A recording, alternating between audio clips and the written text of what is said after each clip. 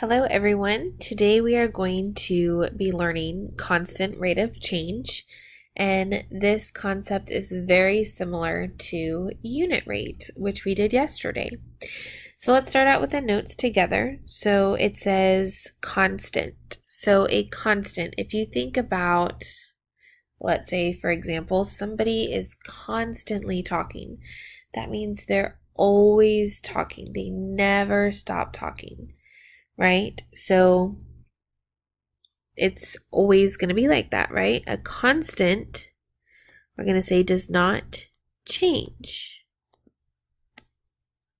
Okay? So then we are going to talk about X and Y, which are going to be our independent and dependent variables. Okay? So our dependent variable is a variable a value that depends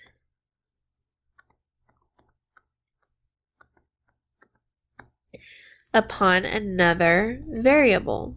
So y is our dependent variable. So basically, for example, what if we're buying cookies? So the cost of your cookies depends on how many cookies you buy. So our independent variable is the variable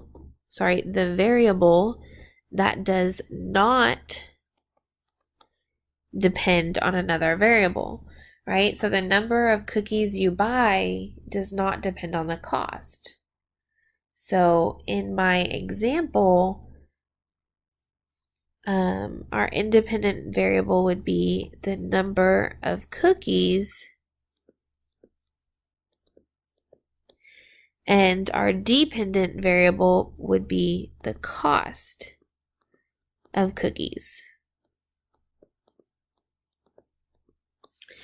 So real quick, let's talk about if we did this problem that I'm talking about with the cookies yesterday, and we were talking about unit rate and wanting to have the price per cookie, right? It would be the cost per cookie.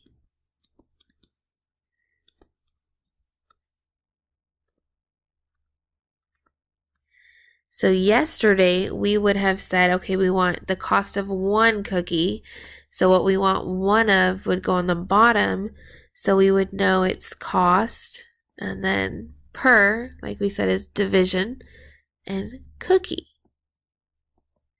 Well, we are going to apply that same concept with a formula, and it's called the constant, although it's represented with the letter K. So constant is our K, okay, and K equals Y over X, right? Our dependent variable, the cost, over X, our independent variable. So guys, a hint is that unit rate and constant rate of change are the same thing, okay? So this little triangle is to help you remember that K is always Y over X. See how K is to the side and then Y is on top of X? That helps you remember that Y always has to go on top. You can never put the independent variable or X on top.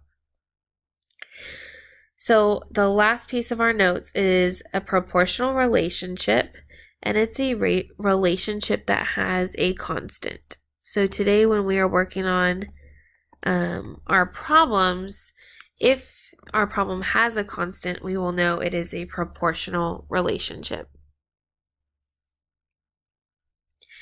Okay, so moving along to our examples, this first example, all I want us to do is practice putting our variables in the right spot. So we should be doing, let me read you the situation first. So it says, a grocery store is selling bananas.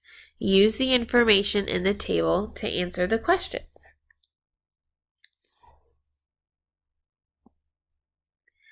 So they're selling bananas, and this is the cost of the banana and the number of pounds.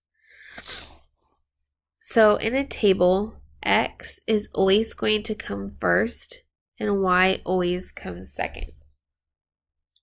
That isn't even something that you're going to have to think about. But if we do, and we go back and look up at our example, we know that the dependent variable would be the one that we can't change, right? So can we change how much bananas cost? No, that's our dependent. We can only change the number of bananas the number of pounds of bananas that we buy. So all I want you to do is practice putting Y over X. So here is the Y, so 0.35. So it's 35 cents for 1 pound, okay? So you have to keep the numbers together. I can never do 0.7 over 1. You have to keep these two together. So my next one is 0.70 over 2. My next one is 1.05 over 3. Next one is $1.40 over 4. And then 175 over 5. So our constant is 1 unit at the bottom. So same as unit rate.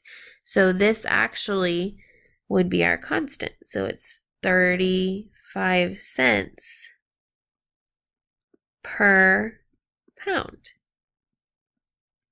Okay, so I want you guys to press pause and I want you to try to do the same. You're just going to set up the ratio of Y to X. But this situation says Juliana traveled to the Grand Canyon this summer. She made a table of the number of miles driven every 2 hours for the first 10 hours. So go ahead and press pause, and I want you to just do like we did here, Y over X. All right, so go ahead and check your table. If I did want to find the constant of how many miles she traveled per hour, I would just find the constant, K equals Y over X. So I would just solve one of these, any of them. If there's a constant, they should be the same. So I do 2 divided by 4. Let's see, 4 times 5 is 20. 32 is 8. So they traveled 58 miles per hour. Okay, so for the next two, we need to find the constant. So like you guys did yesterday, you found the unit rate.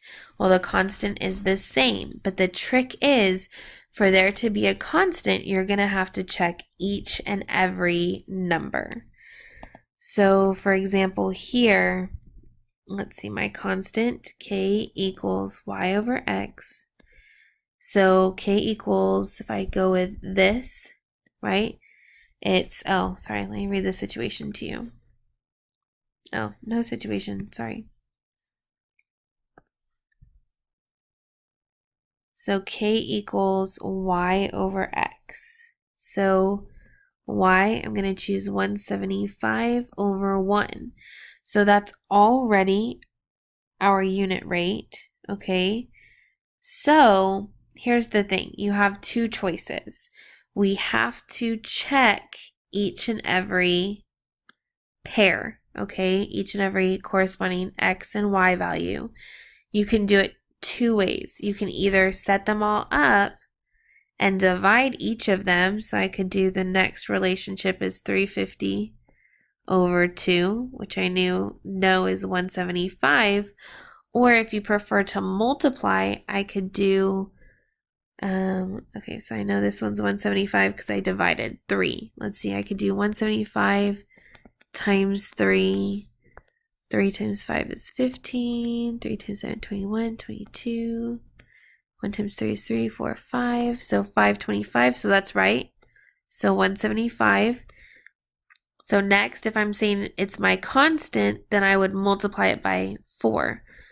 So 175 times 4. 4 times 5 is 20. 28, 29, 30, 4, 5, 6, 7. What did I do wrong? Uh-oh. There's no constant. Right? Because this should be, did I do my math right? 5 times 4 is 20. And it's 175. So this should be 700. So there is no constant because the amount changed. Let me double check.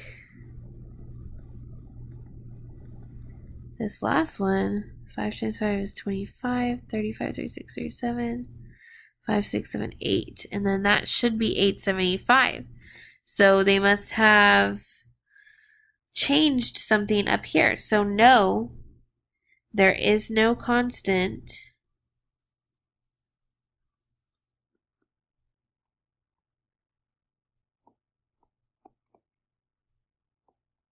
And it is not proportional because it has to have a constant for it to be proportional.